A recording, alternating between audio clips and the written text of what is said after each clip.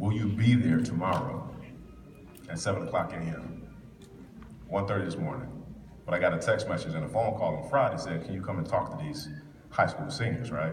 So when I got that call, I'm thinking that I got 2-3 weeks before I'm coming to talk to you guys. And so I went through my weekend, chilling, relaxing, and I get that text message this morning. I said, man, I haven't put a speech together for those kids. So then I got up 2 o'clock in the morning and I wrote a few things down. And so now I'm gonna have to channel my inner Drake. Y'all know who Drake is? Anybody know who Drake is?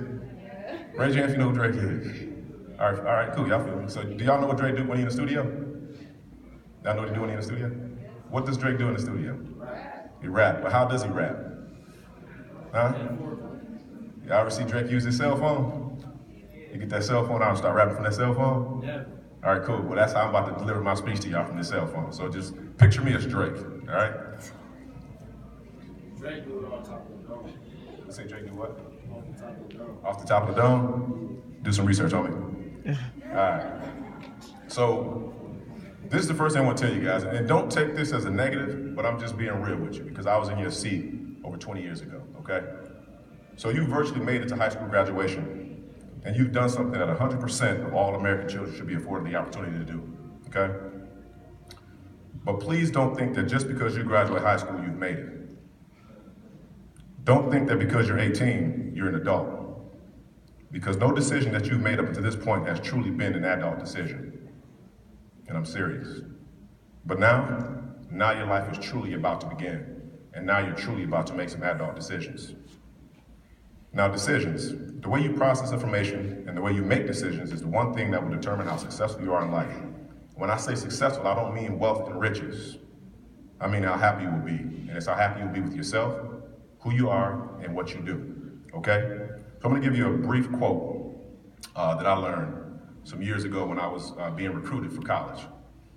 If you wanna be happy, it's about making decisions. If you wanna be happy for a day, eat a steak. Remember this, if you wanna be happy for a day, eat a steak. If you wanna be happy for a week, play a good game of golf, all right? If you wanna be happy for a month, buy a new car. If you wanna be happy for a year, win the lottery. If you wanna be happy for a lifetime, you make good decisions, all right? So for me, when I was in high school, one of the most important decisions that I made was the college that I was going to attend, okay? So when I rewind myself back to middle school, I started playing sports when I was in middle school. When I was younger, we didn't have sports in grade school like they have now, okay? You couldn't play football in the first grade when I was growing up. But I started playing sports at 12 years old in middle school at DeYeya Middle School. I started playing football, and I played soccer, I ran track, played basketball. When I got onto high school, I had to make a decision on what type of sports I wanted to do in high school. So I played football, I wrestled, ran track, and I played basketball, okay?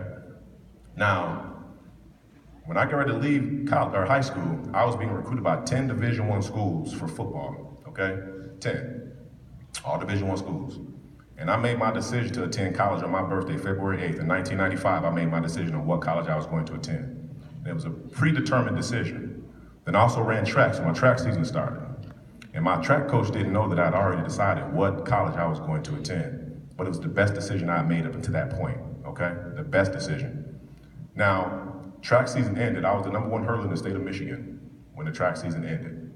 And I began to be recruited by over 100 schools to run track. I was a hurdler. I ran the 110 high meter hurdles and also ran the 300 low hurdles, okay? But I'd already made my decision. And part of the reason why I made my decision is very, very similar to Sarah's decision. Or your name is Sue, right?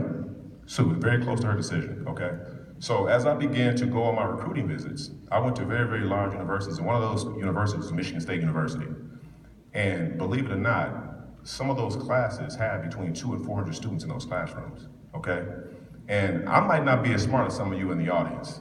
I'm just be honest with you. I'm a slow learner. I ask a lot of questions, all right? And so I need somebody there to answer my questions. And so in some of those large universities, they would have big teleprompters up, okay? And the teacher wouldn't even be in the classroom. It'd be a TA, which is a teacher's assistant. You guys know what a teacher's assistant is? So the professor would be out somewhere doing some research, and the teacher's assistant would be over there directing the class, okay? And then they would have a pre-recorded message that was that lesson for the day. I didn't want to learn in that learning environment. Hey, y'all stop playing around up there. That's not the environment that I wanted to be taught in because I asked too many questions, all right? And they got a pre-recorded lesson that they're gonna teach me.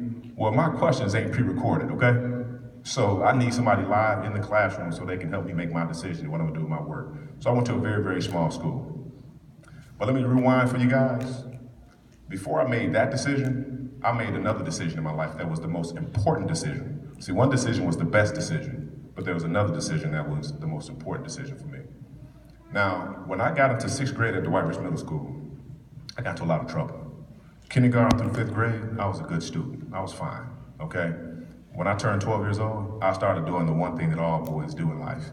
And what's that? What's that? Huh? You start liking girls, right? Want to be cool, right? Ain't nobody thinking about being cool in kindergarten, 1st, 2nd, 3rd, 4th, 5th grade. But when you get to middle school, you gotta be cool. You gotta be that big man on campus. So I started to get into a lot of trouble, fighting, not doing my homework, getting in trouble, and I ended up flunking 7th grade, okay? I repeated the 7th grade, all right? And when that happened, it was tough. You know, my parents were disappointed.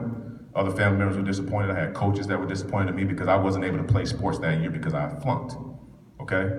So I kept getting in trouble. And I got into 8th grade, I was still at Dwight Ridge, but then I got expelled from school. You guys know what being expelled from school means? You know what that means? That means you can't go back. You cannot go back. And I don't think anybody in here knows what capital alternative education is. But capital alternative education is a place where they send students that cannot learn in a specific learning environment in public school or private. You got a question, ma'am? I actually know what you mean. I actually know what you mean. Gotcha. Okay, so I was sent on to capital alternative education, where I sat in the classroom. Now, can you imagine coming here to Everett, and you sit in a classroom with about 15 or 16 students, and you're there the entire time. I ate breakfast in that classroom. I had every class in that classroom. I ate lunch in that classroom, and they let us leave that classroom once in 5 days to go to the gymnasium to have gym, and we're back in that classroom. So 5 out of 5 days, I sat in the same classroom all day, okay? And just once, they released us to go do some gym activity, and then we went back to that class. So I was in class one day, and my teacher, his name was Yusuf, he brought me to the front of the class and said, "DeYeya, come here, man." I said, "What's up?" So he said, sit down. So everybody had gone to the gym. He told me to sit down. So I sit down, and he says to me, "Why are you here?" So I started going down my list of the reasons why I was there. Well, I got into a fight with so-and-so, and I got in trouble. I took this particular weapon to school and had it in my locker. They found it, so they kicked me out of school. Got back to school, my brother got into a fight with somebody I seen, so I jumped in and helped him fight this dude, so I got kicked out of school for that. You know what I'm saying? Just different stuff. Playing around with some girl in the classroom, did something inappropriate, so they kicked me out of school. He's like, "No, that's not what I'm talking about. Why are you here?" And so I want you guys to really think about this. He asked me the question, why are you here? So you guys just think for a minute. So he brings out this sheet of paper, and he covers up these names, and he starts to work his way down the list. 0.1, 1.1, 1.6, 1.4, 3.7, 1.1, 0.9. Do y'all know what those are? What is that? Grade point averages. Grade point averages. I had a 3.7 GPA when I was in 8th grade, okay? He said, "Why are you here? Why are you here?" And so then I started to think, well, I don't know. He said, "I'm gonna tell you something, you're far too smart to be here. You see these other kids you're in this classroom with? They belong here. You don't belong here. So I tell you what, if you continue to get good grades, we're gonna get you out of here." I said, "All right, cool." Another marking period goes by, they contact my parents. I'm in the office with my teacher and the principal, and they said, "Okay, you have 2 options, 1 decision. 2 options, 1 decision. First option, we'll send you to Otto Middle School. You'll finish 8th grade, last 2 marking periods of school. You'll go on to high school in 9th grade, complete your high school wherever you want to go." Cool. Second option, you can go to Sexton High School. You'll be in 9th grade. You finish 9th grade, you'll be a sophomore, you'll be back in the class you're supposed to be in. So I can graduate on time with my class in 1995.